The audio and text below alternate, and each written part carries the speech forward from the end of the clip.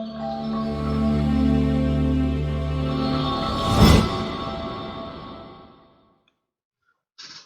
teman-teman semua, berjumpa lagi dengan saya Aditya Gulda di Jadi Trader.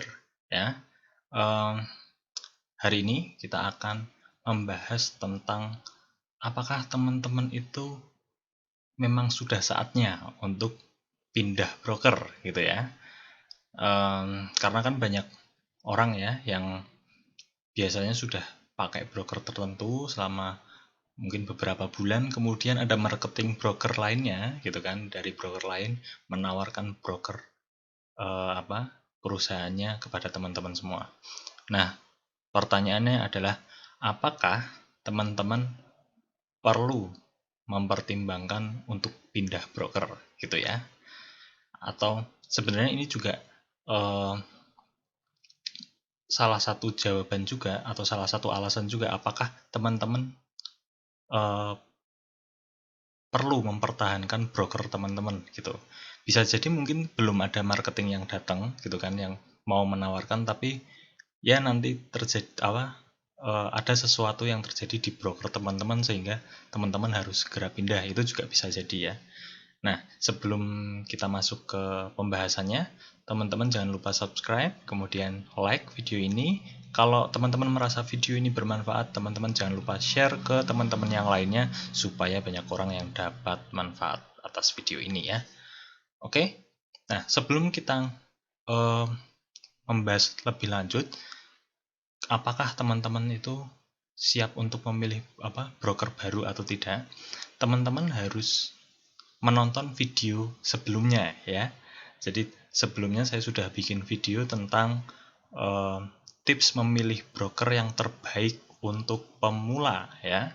Nah, di video itu saya sudah menjelaskan apa saja sih filter-filter awal gitu. Kalau misal ada penawaran broker lain atau broker baru kepada teman-teman, sehingga teman-teman bisa memastikan apakah broker ini kemungkinan curangnya banyak atau enggak gitu kan, aman atau enggak. Nah, teman-teman bisa menonton video itu ya. Kalau belum, tonton dulu ya. Kalau sudah, nah baru kita nonton video ini ya. Oke. Nah, anggaplah teman-teman itu mau pindah broker. Apa aja yang harus dipertimbangkan? Salah satunya adalah spread. Jadi, spread itu adalah apa ya? Lebar antara bid dan ask gitu ya. Jadi kalau misal teman-teman lihat di MetaTrader itu kan ada bid dan ask. Nah, itu spreadnya itu adalah lebar kedua itu ya. Nah, spread ini sebenarnya adalah biaya yang kita tanggung dan kita bayarkan kepada broker. Nah, masing-masing broker dengan yang satu dengan yang lain itu berbeda-beda. Nah, semakin tipis spreadnya itu semakin bagus. Makanya teman-teman harus melihat dulu apakah broker yang ditawarkan kepada teman-teman itu lebih tipis spreadnya daripada broker yang teman-teman pakai sekarang. Gitu ya. Oke, setelah spread ya, selain spread adalah ini, swap. Ya. Swap itu apa sih? Swap itu sebenarnya bunga.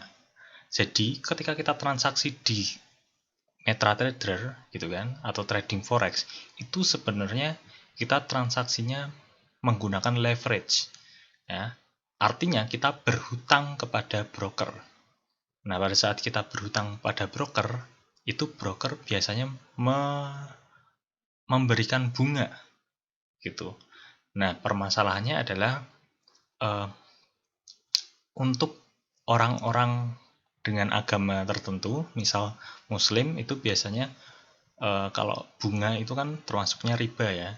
Nah, makanya biasanya diganti menjadi free swap atau ada biasanya akun Islami. Nah, untuk broker-broker tertentu itu yang bisa daftar free swap itu yang dia terdaftar dengan agama Muslim. Itu baru bisa daftar. Tapi ada juga yang meskipun dia tidak Muslim, dia juga boleh mendaftar free swap ini. Nah, permasalahannya adalah saya anggap teman-teman itu bukan muslim ya, jadi tidak harus pakai akun islami. Anggaplah teman-teman beragama yang lain gitu. Nah, teman-teman harus melihat apakah teman-teman itu butuhnya pakai swap atau free swap. Karena kalau teman-teman pakai free swap, memang teman-teman nggak kena bunga, tapi komisinya ya yang kita bayarkan kepada broker itu lebih tinggi. Nah, ini tergantung dengan teknik trading teman-teman. Ya, apakah teman-teman itu termasuk trader yang suka scalping, day trader, atau swing? Nah, kalau teman-teman lebih suka scalping, maka teman-teman harus, atau saya sarankan mending pakai swap aja, karena memang transaksinya sebentar, gitu kan, nggak nyampe 1 hari biasanya. Tapi kalau teman-teman day trader, kemudian swing gitu, ya teman-teman lebih baik pakai yang free swap gitu. Nah, apakah broker teman-teman yang teman-teman gunakan sekarang itu free swap atau pakai swap? Nah, ini jadi pertimbangan juga kalau misal mau pindah broker gitu ya. Kemudian akses platform trading. Nah, ini teman-teman kan sekarang udah pakai broker ya. Ya, jadi kalau misal teman-teman udah trading, udah pakai broker apa gitu, dilihat juga gitu, akses platform tradingnya itu mudah atau tidak. Jadi misal mau mengakses webnya, kalau misal paling mudahnya itu seperti ini. Yang satu pakai broker lokal, yang satu pakai broker internasional. Nah, broker yang tidak terdaftar oleh Bapepti itu biasanya kan diblokir tuh. Nah, ini menjadi kesulitan tersendiri buat kita yang trading di broker internasional. Ya kan, walaupun broker yang tidak terdaftar di Bapepti belum tentu jelek. Ya kan, bisa saja bagus. Maka dari itu teman-teman pertimbangan juga gitu loh. Ini kalau misal saya pindah broker, kira-kira menjadi lebih mudah apa tidak? Gitu loh, untuk mengakses platform tradingnya, gitu, mengakses webnya, gitu, ya kan? Nah, jadi ya makanya kan akhir-akhir ini itu banyak orang yang mulai pindah ke broker lokal. Gitu. Kenapa? Karena broker lokal itu ada yang dia sudah bisa lotnya tuh 0,01 pakai lot mikro gitu. Sehingga ketika dihadapkan, oh broker lokal 0,01, broker internasional kok sama-sama 0,01, yang satu akses platform akses websitenya lebih mudah, nggak perlu pakai VPN kayak gitu. Otomatis banyak yang pindah ke broker lokal. Nah, itu juga menjadi pertimbangan. Nah, tapi kalau teman-teman merasa bahwa pakai VPN aja nggak apa-apa gitu kan, susah mengakses platform tradingnya nggak apa-apa, yang penting spreadnya lebih rendah. Nah, kayak gitu teman-teman juga harus terima resikonya gitu kan. Nah, teman-teman tinggal pilih mana yang paling nyaman buat teman-teman ya. Oke, lanjut. Nah, ini broker support ya kan. Apakah teman-teman itu kalau misal ada permasalahan, brokernya itu mensupport atau tidak, baik dari pihak marketingnya ya kan, baik dari pihak ya marketing ya dari pihak mana lagi gitu. Nah, biasanya kan broker itu menyediakan fasilitas seperti chat, di webnya itu udah ada chatnya gitu kan. Kemudian kadang ada juga dari tim marketingnya kita dapat nomor WA-nya dia gitu. Nah, kita tinggal pilih gitu kan, apakah broker yang ditawarkan ini, yang baru ini, itu supportnya lebih baik atau tidak gitu. Nah, hal-hal ini tuh baru bisa dibuktikan kalau teman-teman sudah pakai brokernya gitu kan. Jadi ini nggak bisa dibuktikan dengan filter awal yang kemarin ya, yang video sebelumnya ya, yang tips memilih broker terbaik untuk pemula. Karena ini memang teman-teman harus merasakan sendiri. Ini nggak bisa cuma katanya dia, katanya saya, katanya siapa, itu nggak bisa. Teman-teman harus ngerasain sendiri, nyoba sendiri, gitu kan. Gimana spreadnya, gimana free swapnya, gimana akses platform tradingnya, itu harus dicoba sendiri. Nah, kalau teman-teman puas dengan itu, ya sudah, nggak usah diganti. Tapi kalau teman-teman masih merasa kurang dan ternyata ada tawaran broker yang lebih bagus, ya kenapa tidak untuk ganti, itu ya. Oke. Nah, yang kelima ya, yaitu deposit dan withdrawal. Nah, ini penting. Kenapa? Karena kalau kita trading otomatis kita sering banget ini ya. Walaupun kalau bisa jangan sering-sering deposit, seringnya withdraw.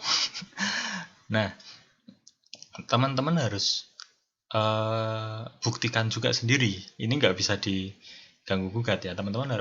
Tapi untuk langkah awalnya teman-teman harus lihat dulu dia depositnya tuh bisa dari apa aja. Kalau withdraw juga bisa dari apa aja. Apakah dia bisa dari bank lokal? Itu karena kalau misal dari bank internasional itu kadang ada beberapa bank lokal yang nggak bisa gitu. Jadi harus pakai PayPal kayak gitu. Nah, untuk orang-orang tertentu kan memang agak sulit ya gitu. Tapi kalau misal teman-teman pakai broker lokal itu ya biasanya pakai apa, bank-bank lokal itu bisa, itu lebih mudah lah karena memang di negara kita sendiri gitu. Nah, kalau misal withdraw juga teman-teman lihat itu. Nah, untuk melihat apakah proses withdrawnya itu bagus atau tidak, biasanya waktu kita mau tarik uang itu kan dari apa, keterangannya ya, ada keterangannya. Coba teman-teman waktu withdraw itu dibaca lagi, itu biasanya ada keterangannya proses maksimal berapa hari. Nah, teman-teman coba buktiin apakah sesuai dengan tulisan di situ enggak. Misal waktu withdraw di situ tulisannya maksimal 2 hari. Kalau lebih dari 2 hari, ya kan, ya teman-teman mending ganti aja brokernya, gitu kan. Saya kebetulan pakai broker Hot4X ya dari dulu. Itu di situ ada tulisannya maksimal 2 hari atau berapa gitu. Tapi ternyata cuma 6 jam. Nah, berarti kan otomatis bagus, gitu kan. Apakah harus Hot4X? Enggak juga, tapi teman-teman ini contoh ya, contoh bahwa ternyata ini menjadi apa ya, semacam pertimbangan juga apakah saya mau ganti broker atau tidak gitu. Kemudian nah, ini potensi kecurangan ini paling penting. Kenapa? Karena broker itu sebenarnya ada dua. Yang satu adalah broker bandar dan yang satu adalah broker hybrid. Nah, broker bandar ini yang harus dalam tanda kutip dihindari. Dan kita nggak pernah tahu broker bandar itu dari mana, karena kan kita orang luar ya, gitu. Nah, kenapa sih kok ada broker bandar gitu? Jadi apa sih bedanya? Jadi intinya mungkin suatu saat saya akan bikin video sendiri tentang hal ini, tapi intinya dulu broker bandar itu transaksinya itu kita nggak langsung ke liquidity provider. Nah, jadi misal kita beli euro USD gitu kan, itu yang ngejual adalah brokernya, bukan liquidity provider, ya kan. Sehingga ketika kita profit, si brokernya pasti loss, ya kan. Nah, yang jadi masalah adalah broker itu kan nggak mau loss, ya kan. Mereka kan perusahaan, pasti mereka maunya profit. Akhirnya terkadang ketika broker itu memang bandar, mereka melakukan kecurangan. Jadi misal waktu kita nge-buy dilambatin gitu. Misal kita udah ngeklik buy gitu, tapi depending selama beberapa detik, kemudian kita dapat harga yang lebih mahal. Itu bisa terjadi. Ya, itu bisa terjadi. Nah, kalau ada hal-hal seperti itu, teman-teman jangan langsung suuzon ya, jangan langsung suuzon. Bisa jadi itu bukan karena brokernya, tapi mungkin bisa jadi memang ada kesalahan sistem. Kayak misal bisa juga nih, misal saya eh, update pending order ya, gitu. Saya pasang sell limit. Orang lain tuh sell limitnya kena, tapi saya nggak kena. Itu bisa juga terjadi. Nah, itu apakah pasti dicurangi broker? Belum tentu. Jadi teman-teman harus cross check lagi. Nah, balik lagi, ini broker supportnya gimana, ya kan? Teman-teman chat atau telepon atau email ya ke mereka, ngomong bahwa ini kok pending order saya kok nggak kepanggil, ya kan? Kalau orang lain, teman saya sama-sama entry di situ kok kepanggil, punya saya nggak kepanggil. Nah, itu teman-teman cross check lagi. Kalau memang dari pihak sananya kok ngomong oh enggak gini gini gini, nah ini kemungkinan memang ada permainan di sana. Ya, ini juga terjadi kemarin waktu binary option, ya kan? Dijejerin laptopnya, ya kan? Yang apa? Yang lain profit, punya orang lain enggak gitu. Jadi dimainin gitu. Bahkan potensi kecurangan ini tuh bisa sampai candlestick-nya, ya kan, chartnya itu tuh beda antara orang yang satu dengan orang lain tuh bisa beda. Nah, untuk itu teman-teman kalau misal terjadi hal-hal seperti itu, mending langsung ganti. Walaupun kalau sudah teman-teman memilih brokernya itu dengan cara yang saya kasih tahu kemarin ya di video tips memilih broker yang terbaik untuk pemula, kemungkinan itu tuh jadi kecil ya. Belum tentu pasti aman sih, belum tentu, tapi kemungkinan itu jadi kecil, lebih kecil ya. Jadi ya itu ya menjadi pertimbangan kalau misal teman-teman mau pindah broker. Oke. Nah, untuk penutup saya cuma mau bilang bahwa tidak ada broker yang sempurna ya. Masing-masing broker itu punya kelebihan dan kekurangannya. Mau broker lokal, mau broker internasional, sama-sama punya plus dan minusnya, ya kan? Jadi teman-teman nggak usah fanatik. Oh, kalau broker harus ini, oh kalau broker harus ini, enggak. Ya, saya dari dulu nggak pernah fanatik. Saya pakai Hot Forex karena memang nyaman, ya kan? Tapi kalau misalnya ada broker yang lebih bagus gitu, bisa aja saya ganti, tidak apa-apa, gitu kan? Mungkin bukan lebih bagus, tapi saya lebih nyaman, bisa jadi, ya, bisa jadi, ya. Mungkin ada hal-hal fitur-fitur yang saya nggak dapet di Hot Forex, tapi di sini ada, terus saya ganti gitu. Ya nggak apa-apa. Kenapa? Karena kita trader, ya. Jadi kita nggak usah fanatik. Wah, kalau broker harus ini, kalau broker harus ini, gitu. Nggak, ya. Yang penting kita cari yang nyaman buat kita. Nah, ini jangan berharap kepastian kepada broker atau regulator. Ini tuh biasanya kata-kata yang ucapkan marketing itu gini. Oh, kalau nggak broker lokal, kalau nggak di bawah Bapepti itu ilegal, ya kan? Nggak aman. Kalau di bawah Bapepti pasti aman. Nah, ini ya, saya cuma mau bilang nggak mungkin, ya nggak mungkin. Tetap pasti terkadang ada miss-nya.